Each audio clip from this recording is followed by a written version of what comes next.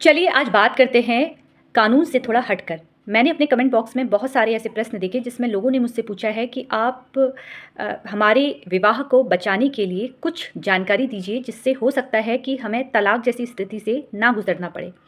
देखिए, वैसे तो मैं आपको यही बोलूँगी कि जिस तरीके से लोग अलग-अलग होते हैं, उसी तरीके से रिश्ते भी अलग-अलग होते हैं और रिश्ते निभाने का तरीका भी अलग-अलग होता है। ये ज़रूरी नहीं है कि जैसे मैं अपना रिश्ता निभा रही हूँ, वैसे ही आप भी निभाते हों। हो सकता है कि आपका रिश्ता काफ़ी अच्छा हो, लेकिन किसी भी वैवाहिक जीवन में नोक-झोंक होना बिल्कुल तय होता है, क्योंकि पति और पत्नी का रिश्ता एक ऐसा रिश्ता है जहाँ पर लड़ाई झगड़ा होता रहता है। छोटी-छोटी बातों में लड़ाई झगड़े हर घर में होते हैं। लेकिन अगर ये ही लड़ाई झगड़े इतना आप दोनों के बीच में दूरियाँ उत्पन्न कर देती हैं कि आपको तलाक की जैसी नौबत आ जाती है आपके रिश्ते में, तो ऐसे में मैं आप सभी से यही कहूँगी कि देखिए, पति और पत्नी जब होते हैं उनके साथ उनका परिवार भी जुड़ता है, आपके माता-पिता, लड़के के माता-पिता। लेकिन अगर इस कच्ची डोरी को अगर आप दोनों में से कोई भी एक तोड़ता है, तो दूसरे को उसको जोड़ने की पूरी कोशिश करनी चाहिए। प्यार से, विश्वास से, अपनापन से, समझदारी से, हर तरीके से दूसरे पार्टनर को अपने रिश्ते को बचाने के लिए पूरी कोशिश करनी चाहिए जब तक वो कर सकता है। लेकिन अगर मामला इस कदर हो जाता है कि अब रिश्ते में कुछ भी नहीं बचता है, आपके माता-पिता पे अत्याचार हो रहा है, आपके बच्चों पे अत्याचार हो रहा है, तो ऐसी स्थिति में मुझे लगता है कि तलाक हो जाना चाहिए। लेकिन अगर एक पार्टनर गुस्सा है, वो रूठ कर मायके चली जाती है आपकी पत्नी, तो आपको 1 बार नहीं, 2 बार नहीं, जब तक आप कोशिश कर सकते हैं, उतनी बार जाकर अपनी पत्नी को मनाना चाहिए, क्योंकि एक पार्टनर अगर गलत करता है, तो दूसरे को समझदारी से उस समय काम करना चाहिए।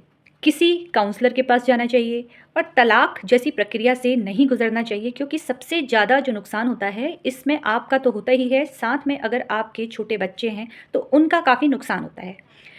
देखिए, सबसे बड़ी बात ये है कि आप पहले उन्हें समझाइए। देखिए, आप लोगों से मैं बस यही कह सकती हूँ कि आप अपने रिश्ते को अपने विश्वास पे बना के रखिए, इसको तोड़ने की कोशिश ना करें। कोशिश करें कि रिश्ता निभ जाए, एक-दूसरे पे विश्वास करें, झूठ ना बोलें, एक-दूसरे से कोई भी बात ना छुपाएँ। महिलाओं का अक्सर ये नेचर रहता है कि वो गुस्सा होती हैं और तुरंत मायके चली जाती है। फिर वहाँ पर मायके वालों बोलते हैं कि तुम्हें अपने पति के खिलाफ और ससुराल वालों के खिलाफ कार्रवाई करनी है, क्योंकि अब वो टाइम नहीं रहा जहाँ पर लड़की के पेरेंट्स भी बोलते हैं कि कोई बात नहीं, तुम एक बार समझौता करने की कोशिश करो। कहीं न कहीं लड़की के पेरेंट्स भी ये लड़की से बोलते हैं कि जाओ, तुम एक बार मामला थाने में लेके जाओ, तुम्हारा पति तुम्हारी बात मान जाएगा, तुम्हारे आगे हाथ जोड़ कर खड़े हो जाएगा। एक बार वो जेल जाएगा तो सारी चीज़ें ठीक हो जाएगी। लेकिन ये सबसे बड़ी गलती होती है महिलाओं की, जो दूसरों के बातों में आकर अपना घर तबाह कर लेती हैं। अगर आप एक बार ये सोचिए कि अगर अगर कोई पति जेल चला जाएगा, तो क्या उसके बाद वही प्यार वो आपसे करेगा? उसी तरीके का सम्मान क्या वो आपसे करेगा? रूठना मनाना अपनी जगह है, आप जाइए, मायके जाइए, लेकिन 2 दिन 3 दिन के बाद खुद आप अपने घर वापस आ जाइए। ऐसे ही मैं पुरुष वर्ग के लिए भी कहूँगी। पुरुष वर्ग को ये रहता है कि पत्नी बार-बार मायके चली जाती है, अपने घर वालों से फ़ोन पे ज़्यादा बातें करती है। तो एक बात बताइए, वो लड़की जो अपना घर 20 साल में या 25 साल जिस घर में वो रह के आई है, वो कैसे उस घर के बारे में ना सोचे? वो क्यों ना मायके जाए? क्यों ना अपनी माँ से बात करे या अपनी बहन से बात करे?